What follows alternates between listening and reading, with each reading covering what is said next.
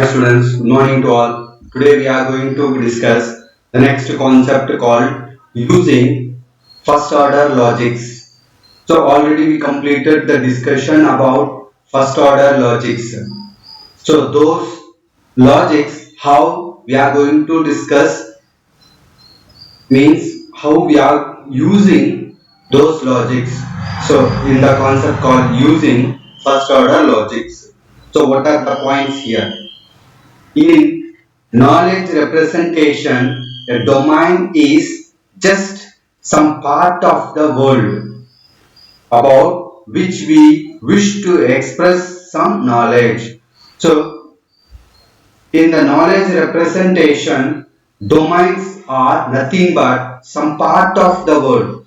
So, domains means they are not the total concept. So, domains means they are some part of the world in the knowledge representation about which we wish to express some knowledge. So in that domain, what we wish to express, that knowledge we are representing there. So that is nothing but knowledge representation in the domains. But we can interface with that knowledge basis with the help of first order logics on the interferences with the help of the interferences called tell ask interferences. With the help of these interferences and using the first order logics, you can interfere with knowledge bases. So this is the introduction point they given in using first order logics. So with the help of tell and ask, you can interfere with knowledge bases. And this using first order logics may contain four concepts. 4 points are there. One is assertion and queries in first order logic. And second one, the kinship domains. And third one, numbers, set and list. And the fourth one is Bamper's word concept. So these are the 4 points in using first order logic may contain. So among the four, first we are going to discuss. First point is assertion and queries in first order logics. So what is this concept? What is meant by assertion and what is meant by queries? Nothing but tell and ask. So sentences are added to a knowledge base using tell. So how we can add the sentences to the knowledge base? By using tell, exactly as in propositional logic. So how we are adding the information to the knowledge base with the help of tell in propositional logics, and in the first order logics also the sentences are added to the knowledge based systems using tell. So we have 2 points for assertion and queries. For assertion, we are using tell, and for querying, we are using ask in first order logics. So with the help of tell, we can add the sentences to the knowledge basis. Second one, such sentences are called assertions. So which sentences you are added to the knowledge base with the help of tell, such sentences are called as assertions. For example, we can assert that John is a king, Richard is a person, and all kings are persons. So these sentences we can add to the knowledge base with the help of tell. Just come to the point. Tell to the knowledge base. Tell to whom we want to tell. Knowledge base. Tell knowledge base, comma, what we want to tell King John. So here John is a king. So that is we are saying to the knowledge base in the form of King John. So again we want to say, so this one, Richard is a person. How we are saying this sentence to the knowledge base means, for that you want to use tell To whom we want to tell? Knowledge base. How we want to tell that sentence means person is Richard. And second point, all kings are persons. So tell whom we want to tell. Knowledge base.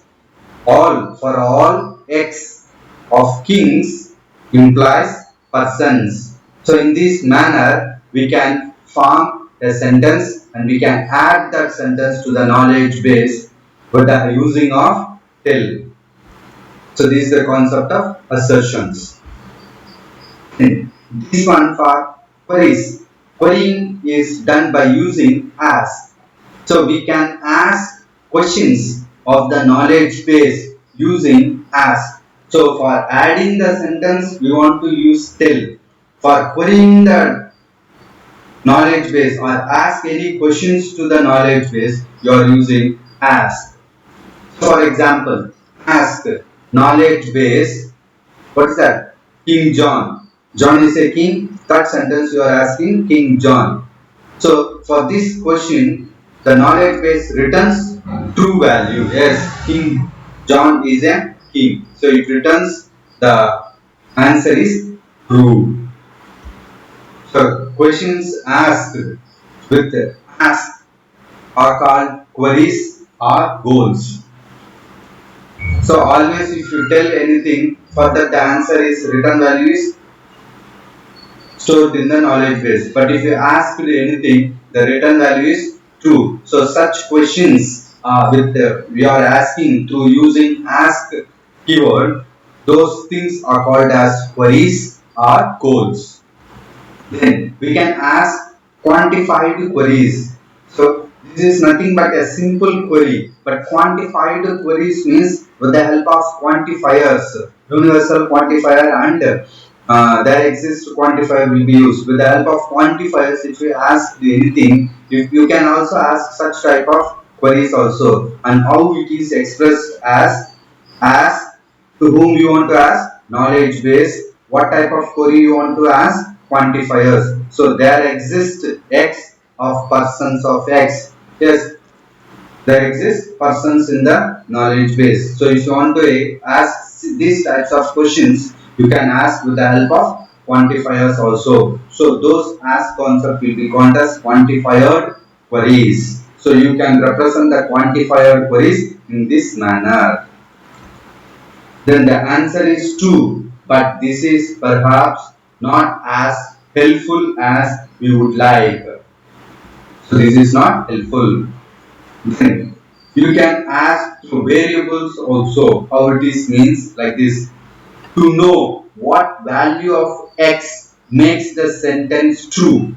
So for the variable, if the value which is contained in the variable, based on that the sentence returns either true or false. So based on the value contained by the variable only, we can say whether the sentence returns any true value or false value. How it is differed in the here? We will need the different functions for that. So with the help of ask variable, with the help of this keyword ask variable, which we call the ask variable of the value of that variable, and which yields a stream of answers. So ask variable, to whom we want to ask knowledge base, what we want to ask person of x.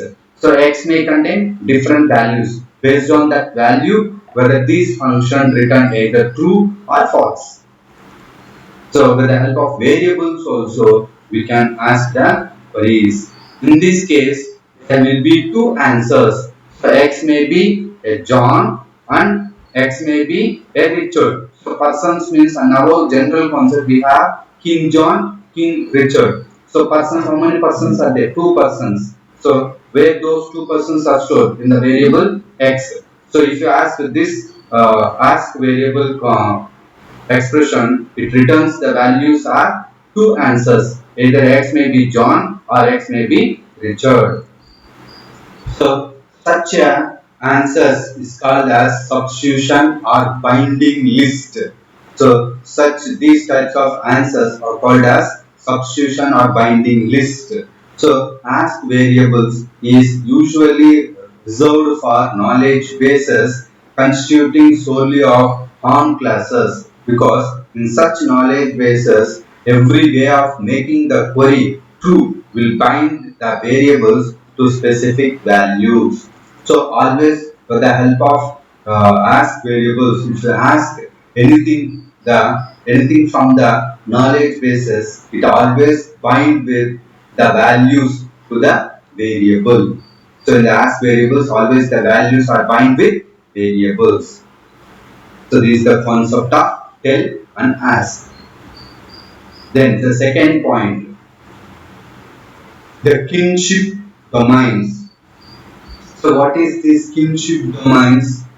So these domains includes facts such as Elizabeth is the mother of Charles and Charles is the father of William, and rules such as one's grandmother, that means Elizabeth is the mother of one's parent.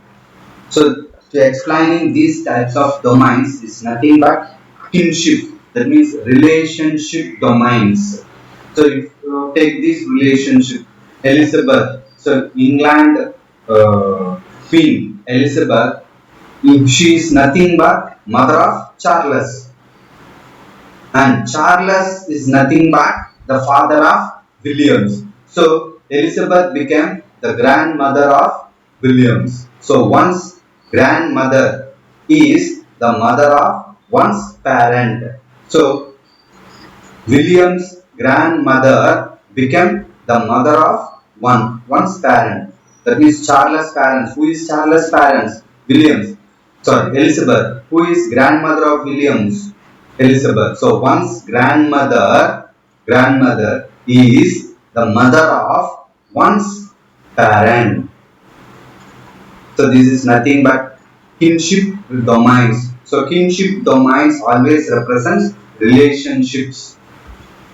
So in this, two unary predicates are present named as male and female. So in this predicate there are two unary predicates are there. One is male and another one is female. So Elizabeth, she is female. So it is one of the unary predicate, and Charles and Williams, they are males. So it is one of the predicate. So in this concept we have two unary predicates are present, namely male and female. So kinship relations. So how these kinship relations are there? Parenthood, brotherhood, marriage, and so on. So such type of relations are comes under kinship relations.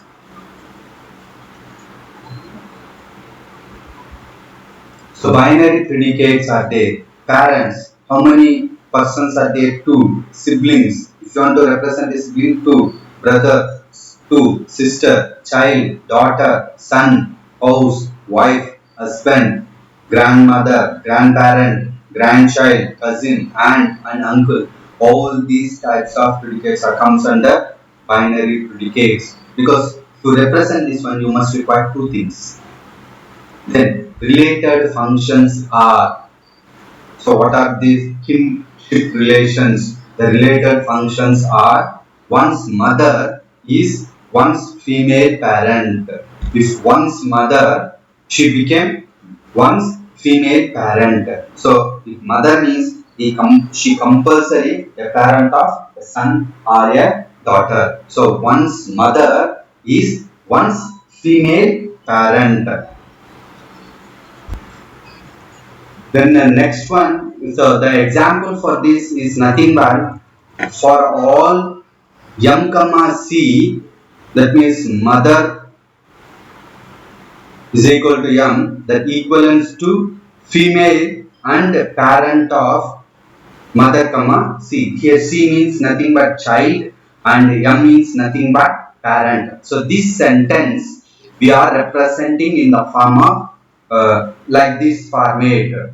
So for all mother, child, mother of child is equal to m, equivalent to female mother and parent of she is also a female and parent of M, comma C.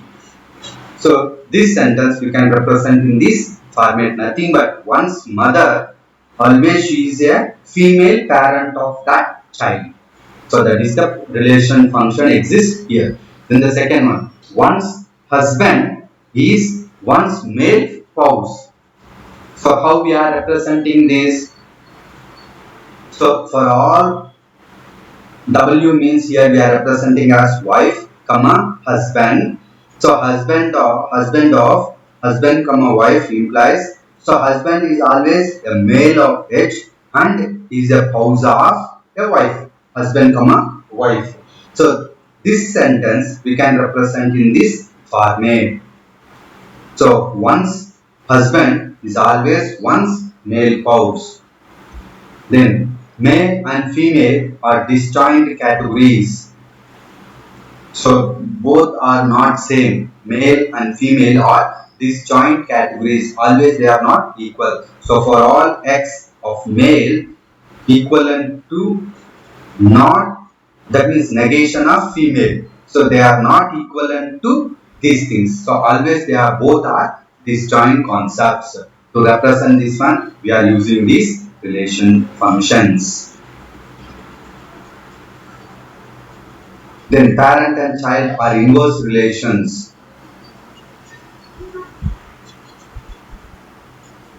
So for all P comma child parent, that implies equivalent to, so always parents and childs are inverse relations. How we can represent that one?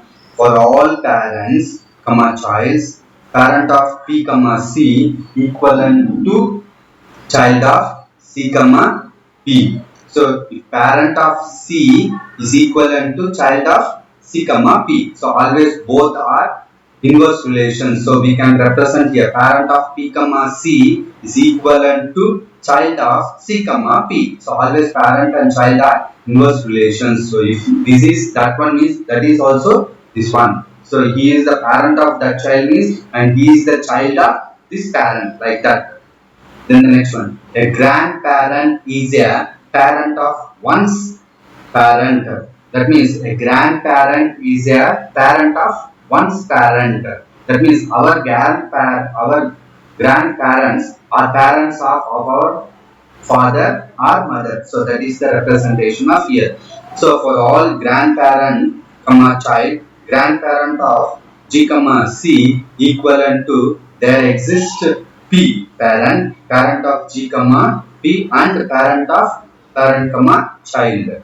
So this equation is represented in this format. So grandparents is a parent of one's parent. Always the grandparents are also a parent for somebody. So that one is represented in this manner. So next sixth one, last one is a sibling is another child of one's parent. So sibling is nothing but the parent, the child of another parent. So it is represented for all x comma y, sibling of x comma y is equivalent to x equal to y, and there exists parent p of x comma y and parent of p of p comma y. So both may be similar. So these are concepts and examples for kinship relations. Then the third, before going to third, we are going to discuss axioms. So what is this? Each of these sentences can be viewed as an axiom of the kinship domains and are commonly associated with purely mathematical domains. So axioms means it provides some information to the kinship domains and commonly associated with purely mathematical domains. So what are these?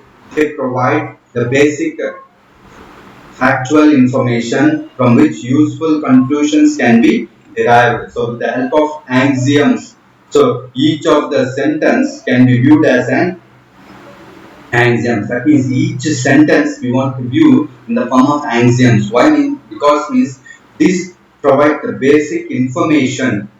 With that you can conclude or derive some values. So For each sentence you want to view in the form of axioms. Why? Because means it provides some conclusions. So how means our kinship axioms are also definitions. They have the form of for all x comma y, p of x comma y implies some results. So always our axioms provide some prescribed informations.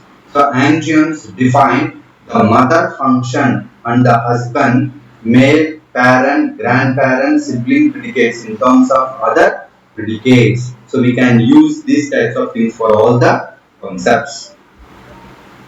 So not all axioms are defined. So always axioms means it defines some information. We said like that. But not all axioms are defined. Some provide more general information about certain predicate without constituting a definition. So some may not provide the required information. So what are those means? For example, for all x, person implies. So the person may be anybody. So unfortunately, first order logics allows us to make use of the person predicate without completely define it. So some axioms already I said, axioms means it defines some information for concluding, but some things may not define completely like this. So instead, we can write partial specifications of properties that every person has and properties that make something a person. So here just come to an example. For all x person, so it may be for all maybe implies persons. So there is incomplete concepts are there. So that's why all axioms may not provide the proper information. So this is the concept of axioms. Then comes to the third point is nothing but numbers, sets and lists. So here first we are going to discuss about numbers. So numbers are perhaps the most vivid example of how a large theory can be built up from a tiny kernel of axioms. So always axioms means nothing but some information. It defines some information. So with the help of that information, with the help of numbers, we are providing the solutions for logic theories also. So such numbers are called as natural numbers. So we need a predicate natural number that will be true of natural numbers. So we need one constant symbol that nothing but 0, and we need one function symbol that nothing but s. It's called as successors. And Peano axioms defines natural numbers and additions. So Peano axioms always defines the natural numbers and additions. So what are those? The natural numbers are defined recursively of natural number of 0. So then for all n, natural number of n is equal to natural number of successor of n. So for example, if 0 is there, who is the successor of that? S of 1. So you want to represent that like. So instead of 1, we are represented as n. N is equal to 1 like that. Then this 0 is a natural number, and for every object of n, if n is a natural number, then s of n is a natural number. So that what I said already, it is discussed here. Then, so the natural number for s, for the natural numbers are 0, s of 0, s of 0 and so on. So that means the successors are coming forward. Then this example also, for all n of 0 is equal to successor of n. Then yes, for all m. So m comma n is equal to n. That implies s of m is equal to s of n. So if both variables are equivalent, if the successors also equivalents. So now we can define additions in terms of the successor functions. So like this, for all m, natural number of m implies plus 0, m, which is equal to So plus 0 comma m is 0 plus m, which implies m. So axiom 1, for all m comma n, natural number of m and natural number of n is equal to sum of successor of m comma n plus successor of m comma n. So pre-addition will be takes place. That is explained here. The first of these axioms says that adding 0 to any natural number m gives m itself. Yeah, it's right. If you add anything with 0, it gives itself. Then use of this binary function symbol plus in terms of plus m comma 0 is a prefix notation, and m plus 0, which implies infix notations. So nothing but simply with the help of m we are doing additions. So it may be prefix notation or infix notations will be possible. Now we are going to discuss the sets. One possible set of axioms is as follows. First one, a set is a subset of another set if and only if all of the first set's members are members of the second set.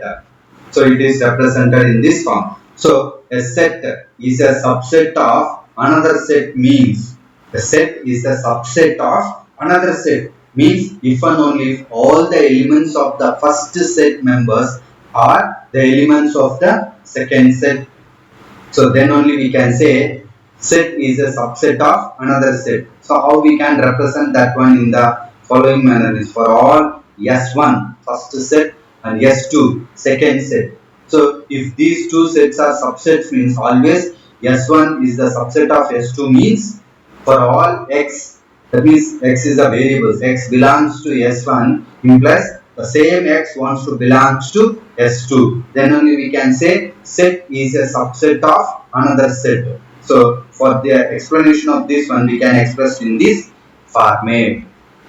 Then two sets are equal if and only if each is a subset of the another. If you want to say two sets are equal means then each set must be subset of one another. For that how we can express means for all S1 comma S2 two sets, if you want to say they are equal, S1 equal to S2, that implies S1 must be a subset of S2 and S2 must be a subset of S1. So you can express in this format the sets. And third one, an object is in the intersection of two sets if and only if it is a member of both sets. So we already know these concepts at all. If you want to say if the object wants to exist in the intersection, then it must be exist in both sets. So how it is expressed for all X S1 comma S2. So these two are sets means then X is the object, X belongs to S1 intersection of S2, that implies X belongs to S1 and X belongs to S2. If both places, both sets may contain the variable or object means then only in the intersection also it may contain. So that is the concept of third point. Then fourth one, an object is in the union of two sets if and only if it is a member of either sets. So if the intersection wants to exist means they say the object must be exist in both sets.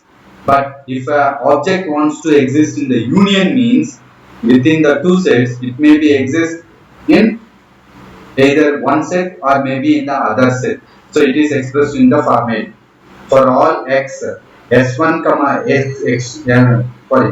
for all X S1 comma S2, X belongs to S1 union S2, that implies X belongs to S1 or S belongs to S2.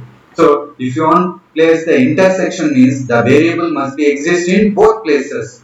But if you want to put that variable in union means the variable may be exist in any one set is enough. So these are possible sets of axioms.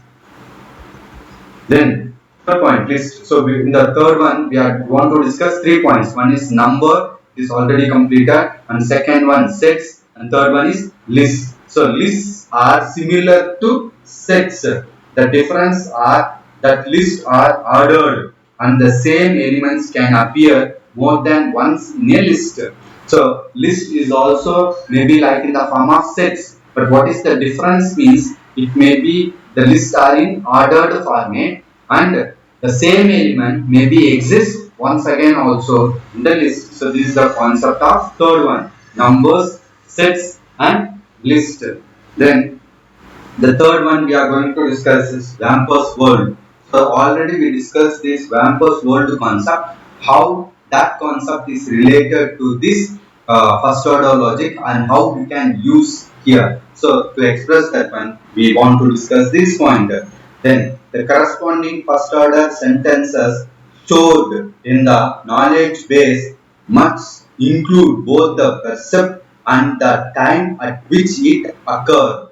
So all the information what you have perceived, all the things wants to stored in the knowledge base for the correspondence of first order logics. For example, so in Wampus world, what are the perceptions we are doing? The percept means nothing but inputs. What are the inputs we are taking?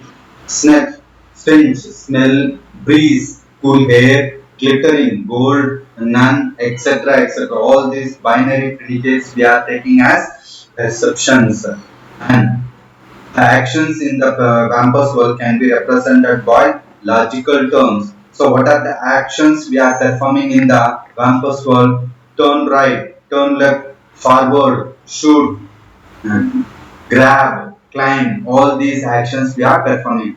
So with the help of campus world in the first order sentence stored in the knowledge base means these are the perceptions and these are the actions we are taken. So inputs and outputs we are providing.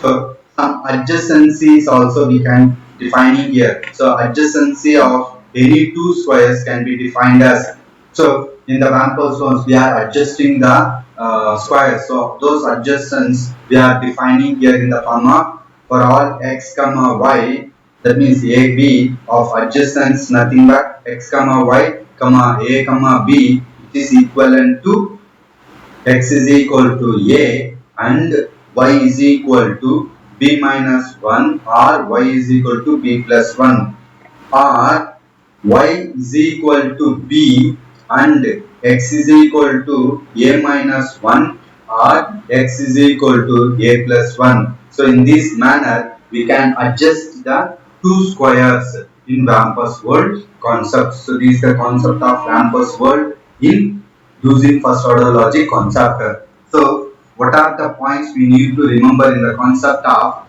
using first order logic means the first point is assertion and queries in first order logics.